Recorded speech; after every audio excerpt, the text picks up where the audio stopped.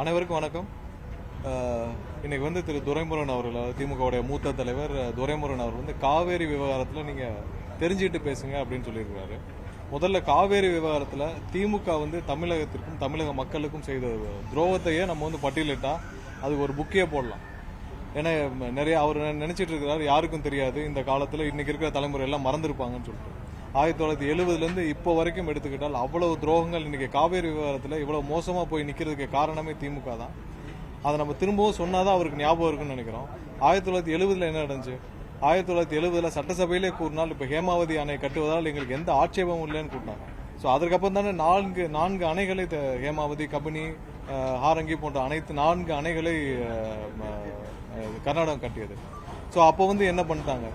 1971 அப்ப இருந்த சட்டத்தை ஆர்டிகல் 131 படி நம்ம வந்து உச்சநீதிமன்றத்தில் காவிரி உரிமையை கோரி நம்ம போட்ட சட்டத்தை யாரு சொன்ன அழுத்தத்தின் பேர்ல, அப்ப இருந்த ஒன்றிய அரசின் அழுத்தத்தின் பேர்ல திரு கருணாநிதி அவர்கள் யாருக்கும் சொல்லாமல் வாபஸ் வாங்கினார்.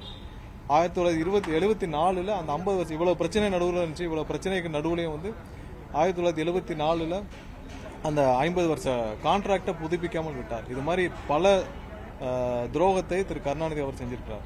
2007 இந்த தீர்ப்பு வந்துச்சு, காவிரி ஆணையம் தீர்ப்பு வந்துச்சு. வந்த பிறகு அதை வந்து கெசட்ல பப்ளிஷ் பண்ண கிட்டத்தட்ட அவர்களுடைய ஆட்சி இருந்துச்சு. அவர்கள் ஒன்றியா இருந்து அவருடைய கூட்டணி கட்சியின் ஆட்சி இருந்துச்சு. அவரால் கொண்டு வர முடியலையே. 2013 தானே அம்மையார் ஜெயலலிதா அவர்கள் கடுமையாக போராடி உச்சநீதிமன்றம் போய் அவர் வந்து வாங்கி கொடுத்தாங்க. காவேரி விவகாரத்தில் திமுக செய்த அனைத்து துரோகங்களுக்கும் ஒரே சாட்சி திரு துரைமுருகன் அவர்கள் தான். அவருக்கு எல்லாமே தெரியும். அவருக்கு திமுக செய்த துரோகம், திரு கருணாநிதி அவர்கள் எதற்காக விட்டு கொடுத்தார், அவருடைய குடும்ப சொத்து, திமுகவுடைய குடும்ப சொத்து அப்ப இருந்து பெங்களூரு சுற்றியே பதுக்கி வைக்கப்பட்டுள்ளது.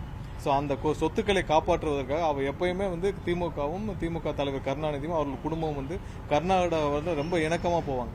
கர்நாடகிட்ட ரொம்ப இணக்கமாகவும் கர்நாடகத்துக்கு எல்லாத்தையும் விட்டு கொடுத்தும் போவாங்க. அதுக்கு முக்கிய காரணம் திமுகவுடைய அனைத்து சொத்துக்களும் பெங்களூர். ஏன்னா இங்க இருந்தா யாருக்கும் தெரிஞ்சிடும்ல, இங்க அந்த தெருவில் வீடு வச்சிருக்காரு, இங்க ஃபேக்டரி வச்சிருக்காரு, அங்க பில்டிங் வச்சிருக்காருன்னா எல்லாருக்கும் தெரிஞ்சிடும். அதனால கர்நாடகாவும் பெங்களூரை சுத்தி இருக்கிற பல பகுதியிலும் அவருடைய குடும்ப சொத்துக்கள் பதுக்கப்பட்டுள்ளது. அப்ப இருந்தே திட்டமிட்டு பதுக்கிய சொத்துக்களை காப்பாற்றுவதற்காக தமிழக உரிமையை வந்து எப்போதுமே கருணாநிதி அவர்கள் அடமானம் வச்சிருக்கிறார்.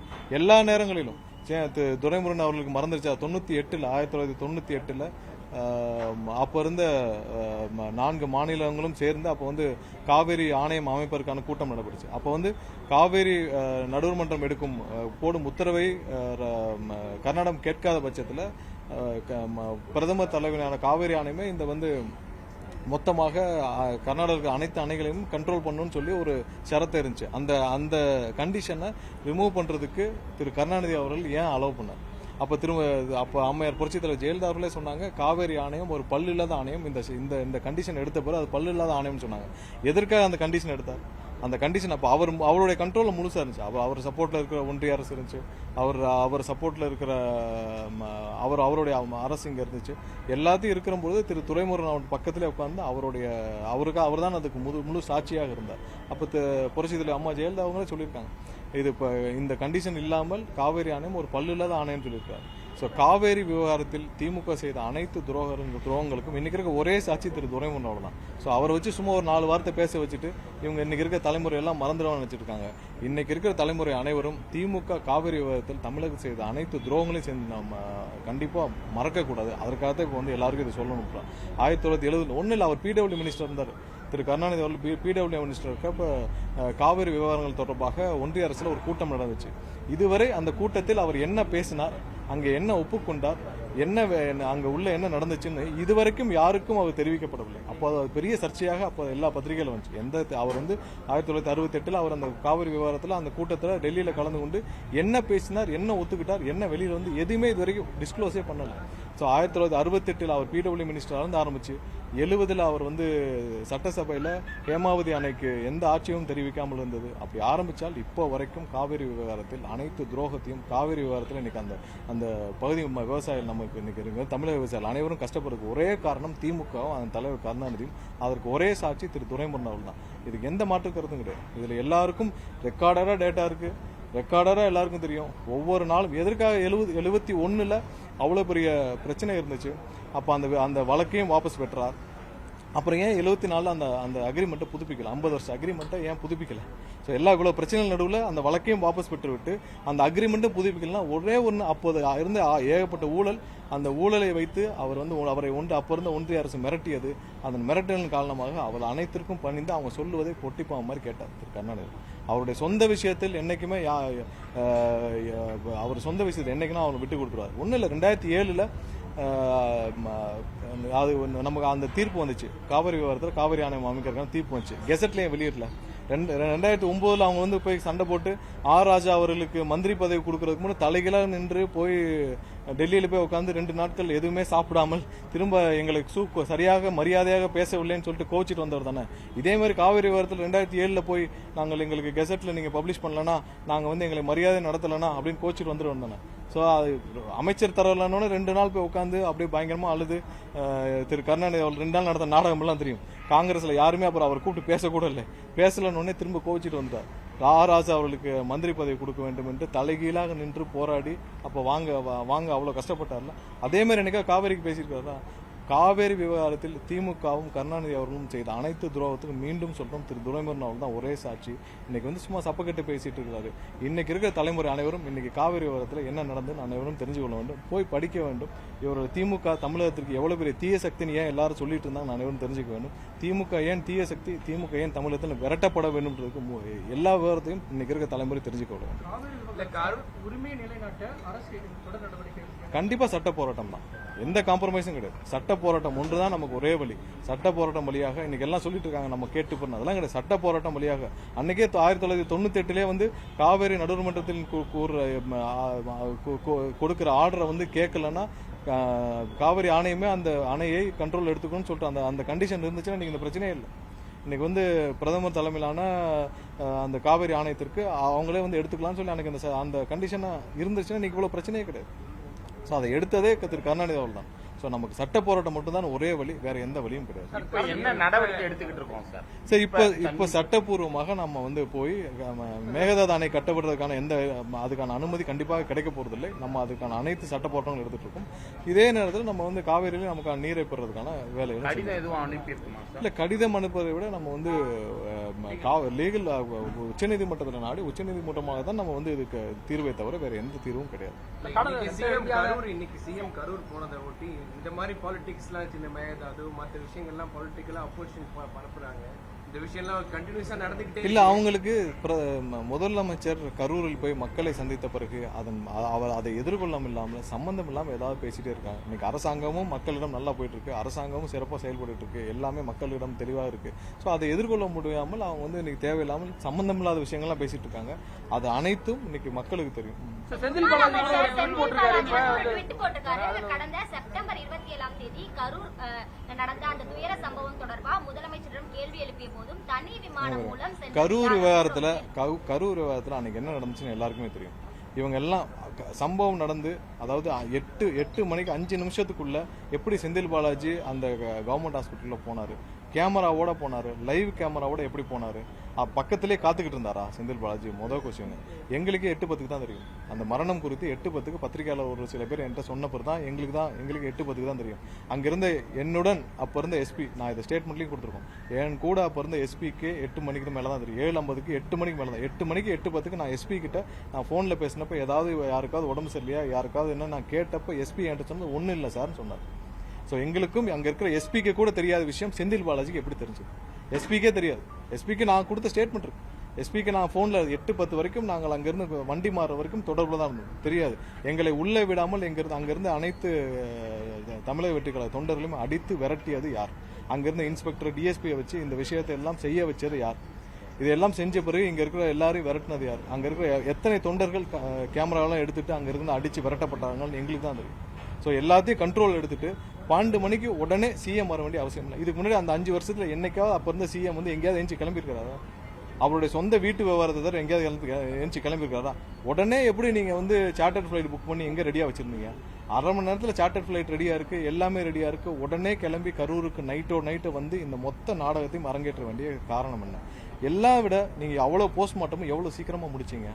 உடனே எல்லா கிரிமேஷனையும் ஏன் பண்ணீங்க? அனைத்து கிரிமேஷனையும் உடனே எப்படி பண்ணீங்க?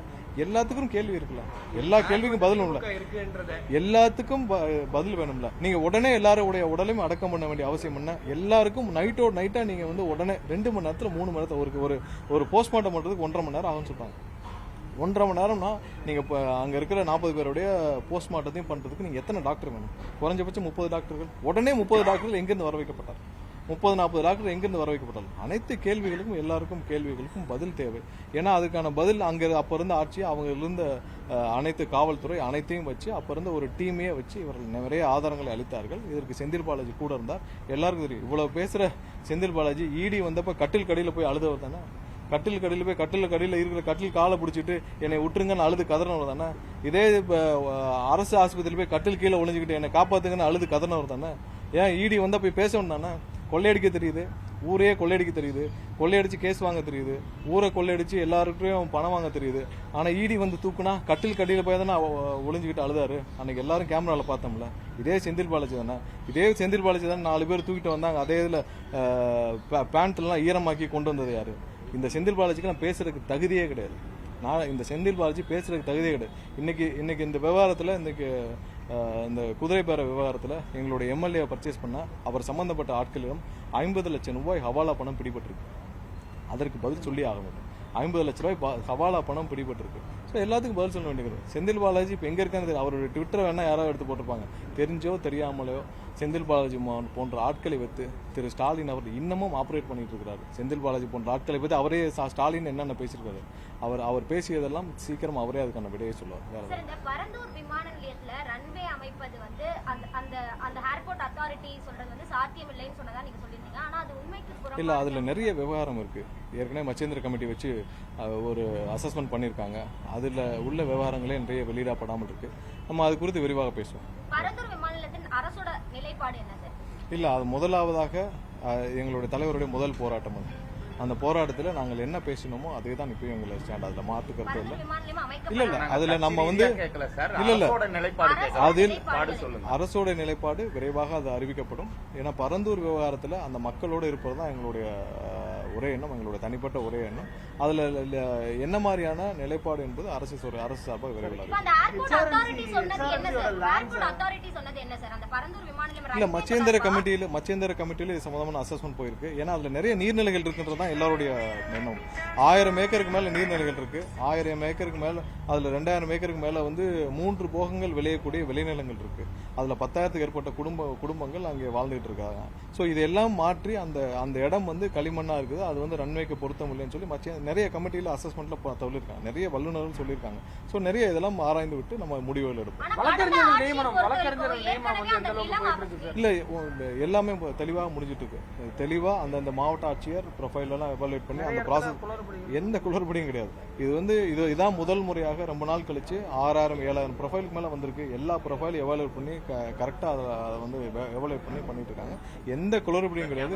எந்த இடத்துலயாவது அதுல தவறு யாராவது தவறாக சொன்னால் நேராக கம்ப்ளைண்ட் கொடுக்கலாம் சொல்லியிருக்கோம். எல்லாம் டிவியில சோசியல் மீடியால இல்ல. கம்ப்ளைண்ட் கொடுங்க. யாராவது தவறு செய்திருந்தால் கண்டிப்பா 100% அவர் மீது நடவடிக்கை எடுக்கப்படும். எந்த அரசியல் தலைவர் அவங்களுக்கே வந்து பத்திரம் கொடுக்கறதுக்கான நடவடிக்கையில HRNC இறங்கி இருக்கிறதா பாஜக மாநில தலைவர் குற்றம் சாட்டுறாரு. இல்ல, அவருக்கு திரு நயினார் அவர்கள் வந்து தெரியாம பேசிட்டு இருக்காரு. இது வந்து இப்ப கரூர்ல வந்து கிட்டத்தட்ட 3500க்கும் மேற்பட்ட பட்டாக்கள் வந்து கொடுக்கப்பட்டது சம்பந்தமா பேசியிருக்காரு. திரு நயினார் அவர்கள் முதல்ல என்ன நடந்துச்சுன்னு போய் பார்க்கணும். ஏதாவது யாராவது எழுதுறாங்கன்னா சோசியல் மீடியாவில் எழுத வச்சு பேச வேண்டாம். ஸோ இது வந்து 1963 இனாம் ஒழிப்பு சட்டத்தின்படி கொடுக்கப்பட்ட இடம். ஸோ அப்போ வந்து என்னன்னா நிறைய மக்களுக்கு அவங்க வந்து அங்க இருக்கிற இனாம்தாரர்கள் அவங்க வந்து நிலங்களை கொடுத்து அவங்களுக்கு உழுகிறதுக்கு இல்ல அவங்கள வந்து அதுல விவசாயம் செய்யறதுக்கு கொடுத்திருந்த இடங்கள். அப்போ 1963 இனாம் ஒழிப்பு சட்டத்தின் மூலமாக அவங்களுக்கு அப்பயே பட்டா கொடுக்கப்பட்டுச்சு. ஸோ அப்போ 3400 குடும்பங்களுக்கு அப்பயே பட்டா கொடுக்கப்பட்டிருக்கு. ஸோ அது அப்போவே எல்லாருக்கும் பட்டா கொடுக்கப்பட்டு தாசில்தார்லாம் கொடுக்கப்பட்டு எல்லாம் பட்டா மாறுதெல்லாம் செய்யாம விட்டுச்சு. ஸோ அதை இப்போ ஒரு சில பேர் எடுத்துட்டு வந்து இது கோயில் நிலங்கன்றாங்க. அது 1963 கொடுத்து 2-3 தலைமுறையாக வாழ்ந்துட்டு வர மக்கள் 3500 பட்டானா இப்போ எப்படியும் நீங்க அங்க வந்து ஒரு 2-3 தலைமுறை கடந்தனா ஒரு 10,000 குடும்பமா இருக்கும். ஸோ 10,000 குடும்பமும் ஒரு 100 வருஷத்துக்கு மேல 150 வருஷத்துக்கு மேல அவங்க வந்து அங்க வாழ்ந்த இடம். அவங்க அங்கே விவசாயம் செய்த இடம், அதை வாழ்ந்துட்டு இருக்கிற இடம், அது அரசே தான் ஒரு இனாம் ஒழிப்பு சட்டம்னு கொண்டு வந்து அந்த சட்டத்தின் மூலமா 1963 கொடுக்கப்பட்ட இடம்.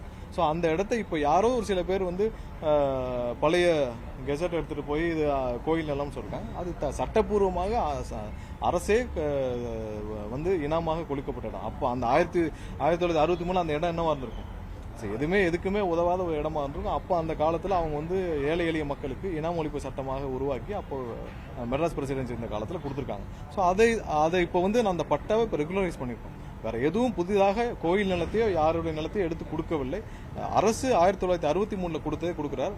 அதை திரு நயினார் அவர்கள் முதல்ல பார்த்து என்ன தெரிஞ்சுக்கணும், 10,000 குடும்பங்களை வெளியேற்றுவதற்கு இந்த அரசு தயாராக இல்லை. அதை நயினார் புரிஞ்சுக்கணும். 10,000 குடும்பங்களை இந்த அரசு ஒரு 30,000-40,000 மக்களை வெளியேற்றுவதற்கு இந்த அரசு தயாராக இல்லை. 1963 ஒரு சட்டம் போடப்பட்டு தமிழக அரசு அப்போ தான் மெட்ராஸ் பிரசிடென்சி என்ன சட்டம் போட்டு என்ன கொடுத்தார்களோ அதை இப்பொழுது ரெகுலரைஸ் பண்ணியிருக்கோம். அதில் எந்த விதிமுறைகளும் கிடையாது. கோயில் நிலத்தை எதுவுமே கொடுக்கல. அப்போ வந்து அது கோயிலுக்கு இனாமாக கொடுக்கப்பட்ட நிலம். அந்த நிலத்தை இப்போ இனாம் சட்டம் ஒழிப்பு மூலமாக இனாம் ஒழிப்பு சட்டத்தின் மூலமாக அதை வந்து கொடுக்கப்பட்டிருக்கு. எந்த அதில் விதிமுறைகளும் கிடையாது. தவறான தகவல் அதை வச்சுக்கிட்டு அவர் வந்து பேசிட்டு இருக்கிறார். கோயில் நிலத்தை கொடுக்கவில்லை. அது இன்னைக்கு இருக்கிற மார்க்கெட் வேலையெல்லாம் போட்டு பல ஆயிரம் கோடியில் அப்படின்னு அதில் கிட்டத்தட்ட 10,000 குடும்பங்கள் இருக்கு. அந்த மாதிரி ஒரு ஊரே ஒரு கிராமமே இருக்கு, பல கிராமங்கள் இருக்கு. அதெல்லாம் இன்னைக்கு வந்து மக்களை என்ன பண்ணுவீங்க? 10,000 குடும்பத்தை நீங்க வெளியேற்றுவீங்களா? வெளியேற்று என்ன பண்ணுவீங்க? சொந்த நாட்டிலே அகதியா வைப்பீங்களா? முதல்ல அவர் கொஞ்சமா புரிஞ்சுக்கணும், அங்க எத்தனை பேர் வாழ்றாங்க, இந்த சட்டத்தின் பின்னாடி என்ன இருக்கு, எதனால இது கொண்டு வரப்பட்டுச்சு, எதனால பட்டா கொடுக்கப்பட்டுச்சு, இதுல என்ன பிரச்சனை இருக்குன்னு தெரிஞ்சுக்கணும். மக்கள் முக்கியமா இல்ல வேற ஏதாவது முக்கியமா? அவருக்கு என்னன்னு புரிஞ்சுக்கிட்டு பேசணும். துணைவேந்தர்கள் நியமனம் பத்தி 5 பேர் கொண்ட கமிட்டியா போடுறேன்னு சொல்லியிருக்காங்க. அதை பத்தி அரசு நிலைப்பாடு இல்லை, துணைவேந்தர் விவகாரத்தில் இன்னைக்கு தமிழக யூனிவர்சிட்டிஸ் எல்லாம் அவ்வளோ பாதிக்கப்பட்டு போயிருக்கு.